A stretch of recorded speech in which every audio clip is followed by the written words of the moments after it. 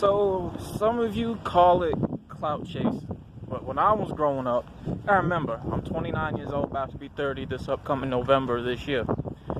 But what you guys call clout chasing, which is the definition of gaining followers, right? When hyping up something, lying about something just to gain followers, we used to call that being a wannabe or fronting, right? Just building up hype, or known as false advertisement, if you will. Or even with another, I don't know if you guys still use this word, clickbaiting, right? All that to gain followers. Now, personally, myself, I haven't thought of a title for this video just yet, but by the time you guys see it, whenever it's uploaded, eventually I would have thought of a title. Now, me and my ex-homie, right? He used to do music, but I kind of want to, I'm going to use him as an example in this video, right? So, me, I do music too. Now, for those that don't know, I do music. You could find, my SoundCloud Review Nation link, or my pages and the links here up on this page, up on this channel, right? Was on Spotify, but I said fuck Spotify. I took my music down from there because they wanted not just have my shit muted, but they wanted me to charge people plus myself fucking $30 a month to listen to my shit. No one's gonna pay $30, man, and then have everything as an exclusive. No, ain't gonna happen. Ain't gonna happen. I just started out on Spotify, and once they did that shit, I'm like, fuck you. Let me take my stuff down from there. So, with that part being said, right? So my ex-homie, I found out a lot of shit, whatever. And when he was raised as a quiet country boy. As a quiet country boy, right? And, he was raised on listening to Elvis, Bob Marley, a lot of country music, right? So he had this cousin who was a wannabe, and then had him listening to Tupac, Biggie, 50 Cent, right? Just to name a few, and then dressed him up as a thug and put it in his mind that you from the streets, you are whatever side, right? Things like that. And one of the names he went by when he tried to do music was Sugar T. Kinds of sound a bit suspicious if you ask me, but whatever. Now, from there, he was claiming he was folk. Those that don't know what folk is, that's GDs, right? Also, or used to be with Rolling 60s once upon a time, if you guys know your actual gang history. From there, he would just pop a lot of shit. He's out there banging, slanging, he packing guns and shooting people, right? Well, he really wasn't doing none of that anyways. So a lot of people, because of that, then he changed his name. I'm not gonna say what he changed his name to, but he knows who he is. Anyways, so when he started coming out with this gangster music, right? A lot of it, to be quite honest, was rearranged and stolen lyrics from 50 Cent. I mean, he literally copied and jacked 50 Cent, right? So a lot of people, and the shit he was saying in his songs, you know, they want to see what he's about. You know, his bark was louder than his bite. And he used to have me as his protection, as his bodyguards, to be out here in the streets, to roam the streets, right? And go to certain places. Because of my upbringing and people that know me and how I was and who I am now, you know, are going to respect me, but you ain't gotta like me either. You know, I'm not gonna be everyone's cup of tea, and I get that. I totally get that. However, what gave me my go-ahead to do music is because of my rep in the streets, my stripes, right? People that vouched, and plus my actions. Mainly my actions that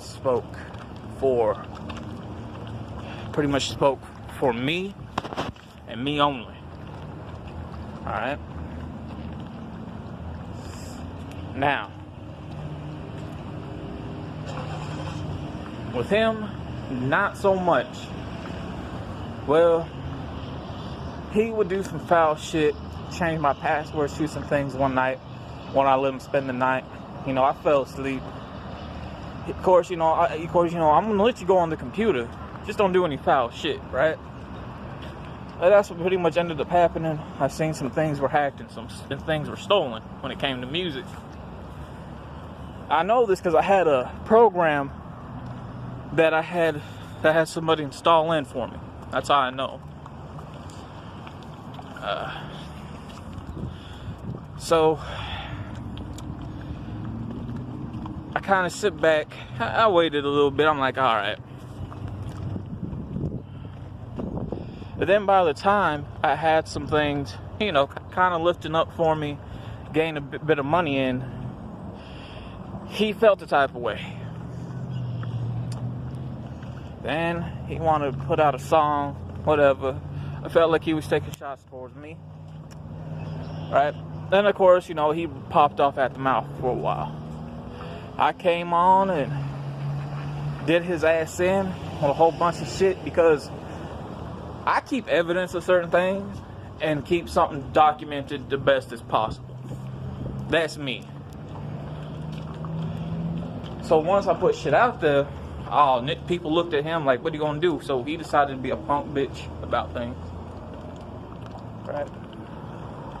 Try to have people talk for him. Well, they didn't do shit.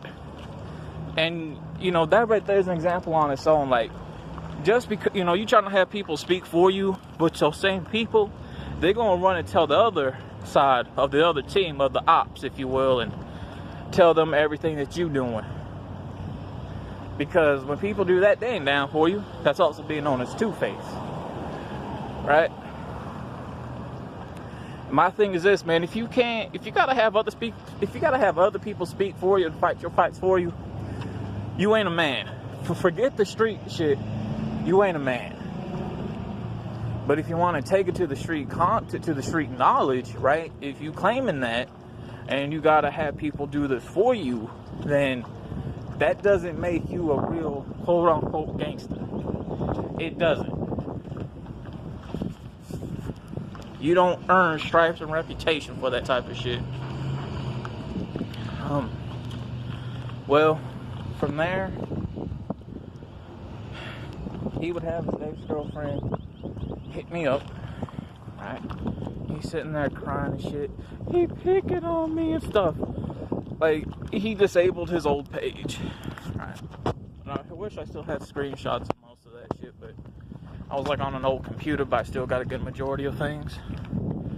Regardless. Right. So, gave him his life back. Quote unquote.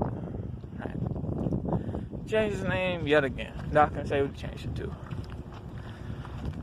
There, he had a problem with somebody, and a group of people wanted to jump him over a piece of equipment.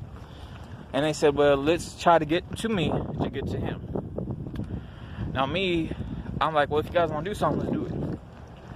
I wasn't going to back down. Well, they didn't want to do nothing. They ended up getting the cops involved. So obviously they were scared. It's all right. You can be scared. I understand.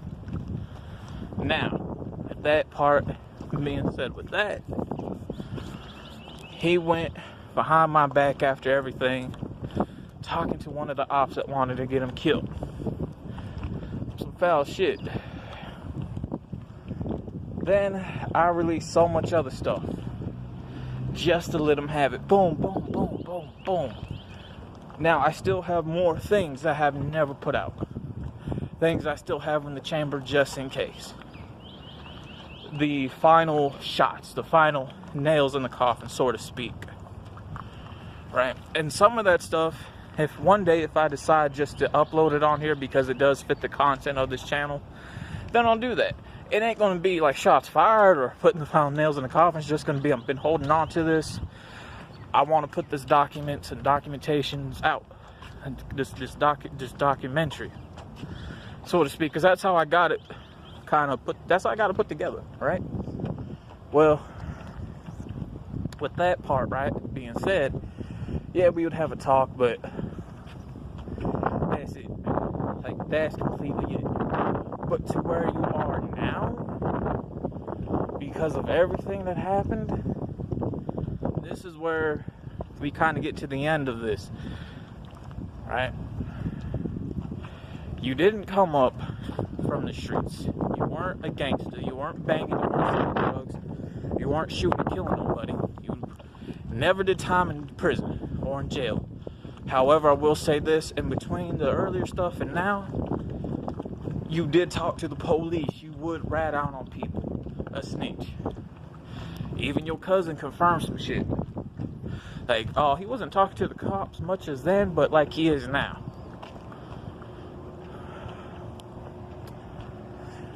Just want to say that. However, you now do country music. Alright? That makes you a hypocrite because you said to your cousin you want to do country music. Man, I don't want to have that type of shit recorded, but then here you are doing it. But you know no one's going to gravitate towards you anymore. You don't have much of an audience. Well, you have to clickbait your shit. So much to the point, you have to hype stuff up so much, saying, oh, this album right here is finna piss a lot of people off, finna light people's underneath, finna light fire underneath people's asses. Right? Then you left everything as a high price pay. You're too scared to put out physical CDs because you don't move CDs like I do. You put everything as exclusive. No one can hear the shit. No one's gonna pay for the price you're asking for. So you hype shit so fucking damn much that you figured with those statements you're putting out to get a crowd. Well, once you put the links up, people see when they click on the links, oh, he's doing this shit, click away. So, again, what you guys call clout chasing, my terms of it is, but, fronting, being a wannabe, right? Hyping shit up.